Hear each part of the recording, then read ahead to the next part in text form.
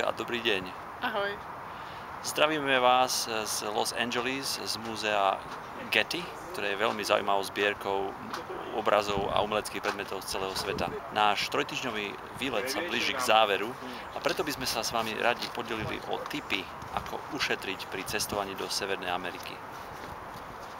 První takový tip, nevím jak ušetřit, ale první takový tip bude ohledně víza, které v dnešní době už není třeba chodit na ambasádu, ale dá se udělat elektronicky, elektronickou cestou, online na stránce, kterou právě vidíte dole. Po 3 týždňoch sme zistili, čo tu funguje. Ja som vlastne prišiel 15. augusta do New Yorku, kde som strávil 3 dní, potom som išiel na sever štátu New York na festival, celosvetový festival ovocia a zdravej stravy. Videá z tohto festivalu môžete vidieť na mojom YouTube kanáli dole. Potom som prešiel do Los Angeles, kde som stretol Hanku a pokračovali sme cez Kaliforniu na juh, na severné Mexiko, Arizonu, Nevadu a naspäť do Kalifornie. Pokiaľ vlastníte kreditnú kartu z vašej banky, tak je výhodné platiť za letenku touto kartou. Je pravdepodobné, že súčasťou tej Visa karty je poistenie, základné poistenie cestovné pri ceste do zahraničia. Toto by som si však overil s vašou bankou pred vycestovaním.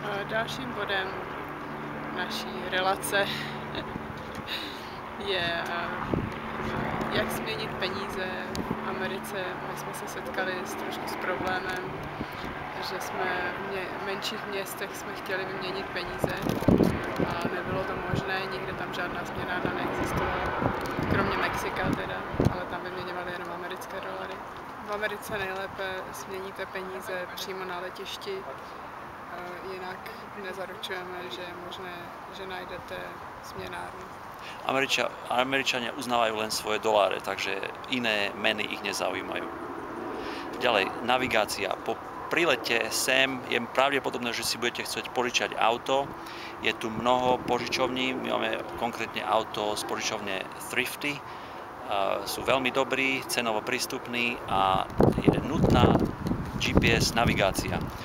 Veľmi dobre vám poslúži váš mobilný telefón, ja používam Samsung Galaxy. V ňom je software Navigation, ktorý nám veľmi dobre poslúžil, som bol s ním veľmi spokojný, je veľmi spoľahlivý. To je lepší než naše GPS. Áno. Čiže po prílete sem si určite kúpte SIM kartu. Ja som kúpil SIM kartu T-Mobile, stojí nejakých $25, ďalších 23 som dal za mesačný plán, ktorý samozrejme nevyužijem, sme tu len 3 týždne, ale tá karta, SIM karta má 4 GB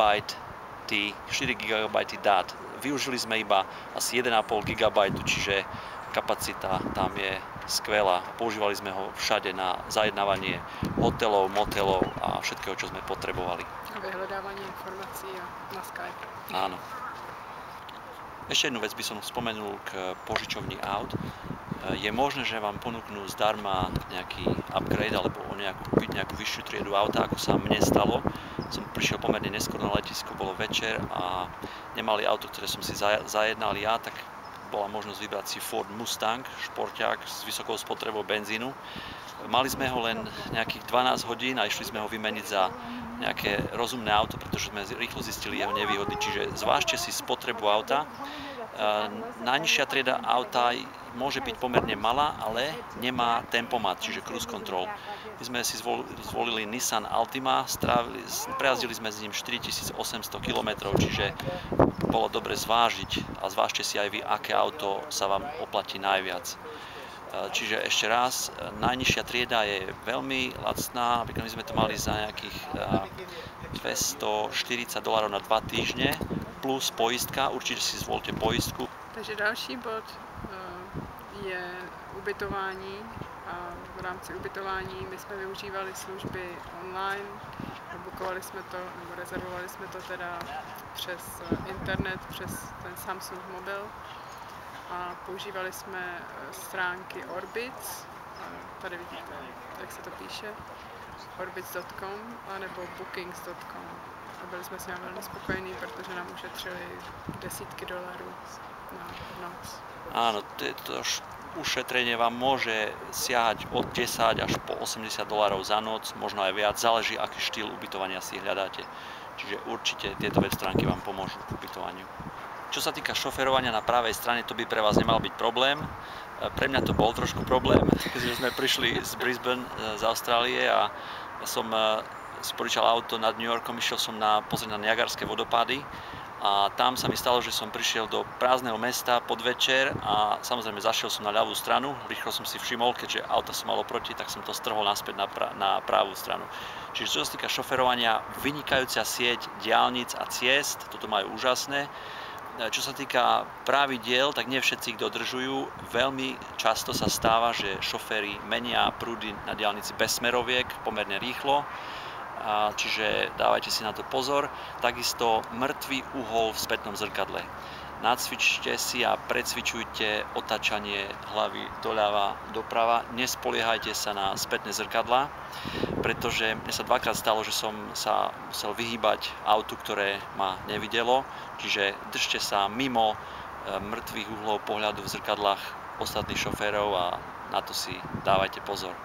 Ďalšie veci, musíte si predplatiť benzín na benzínkach, čiže keď prídete na benzínku, musíte ísť dovnútra dvakrát, prísť dnu, povedať, koľko predplácate na ktoré číslo pumpy, výjsť vonku, načerpať, po prípade isto ešte dorovnať, alebo aby vám vrátili výdavok. Je tady výborná služba recyklování. Recyklovanie odpadu. Američani recyklujou, mají koše na 3 druhy recyklování, na papír, karton, plastik a kompost. Takže mají zařízení i na kompostní recyklování, což ani v Austrálii není. Takže v tom jsou trošku vepředu. Keď už sem prídete, budete potrebovať mnoho energie a doprajte si z kvalitného spánku a odporúčame vám konzumovať veľa lokálneho ovocia a zeleniny. Je tu výborný výber tropického ovocia, akého si len zmyslíte. Hlavne ve väčších miestach. Áno, vo väčších mestách ako New York, Los Angeles, San Francisco sú čínske oblasti, čínske štvrte, kde majú veľmi lacný výber ovocia a zeleniny. Doprajte si... Nebo v Mexiku, áno. Je lepší sníst to hned, protože ovoce a zelenina se nesmí převážet přes hranice. Kdybyste si udělali výlet do Mexika, tak si dejte pozor, že i kdybyste kupovali ovoce v Americe a jeli s ním do Mexika a potom zpátky, tak i když je to z Ameriky, tak už jakmile to překročilo hranice do Mexika, tak už se to nesmí zase vrátit zpátky. V rôznych štátoch v Severnej Ameriky musíte počítať s daňou k cene, čiže keď uvidíte niekde cenu, počítajte s daňou, ktorá môže byť 5 až 10%. A je víc až než 10%. 12%? Myslím, že 12%. Áno, ďakujem. Sme veľmi radi a veríme, že vám tieto typy pomôžu pri cestovaní a pri rozhodovaní, hlavne pri sem. Je to pomerne rozľahlá krajina, čiže si doprajete veľa času. My sme si myslím toho stihli pomerne veľa za 3 týždne, Anka za 2. Čiže určite sa nám to veľmi tu napáčilo. Mali sme možnosť vidieť veľa prírodných, zelených, národných parkov. Ako vidíte, aj naše trička o tom svedčia. Moja mama sa teraz určite diví, že som si zobral iba jedno zelené tričko. Mami nie, mám ich asi 7 rôznych odtieňov. Choďte, cestujte a myslíte na to, že jediné, čo si z tohto sveta vezmeme, sú príjemné zážitky. Spolu vám ich prajeme čo najviac, príjemnú cestu, šťastný let a dovidenia v ďalšom videu. A ešte jedna vec na záver ohľadom šoférovania. Trvalo mi to asi takmer 2 týždne, keď som pochopil, že je tu legálne odbočovať na červenom semafore doprava.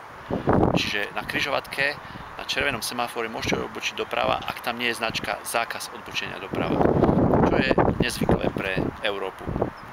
Děkujeme vám za pozornost a těšíme se v dalším videu z našich budoucích cest. Naschledanou.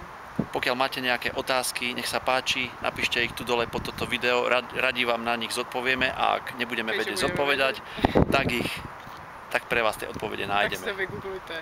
Áno. Google je náš priateľ. Dovidenia. Šťastnú cestu.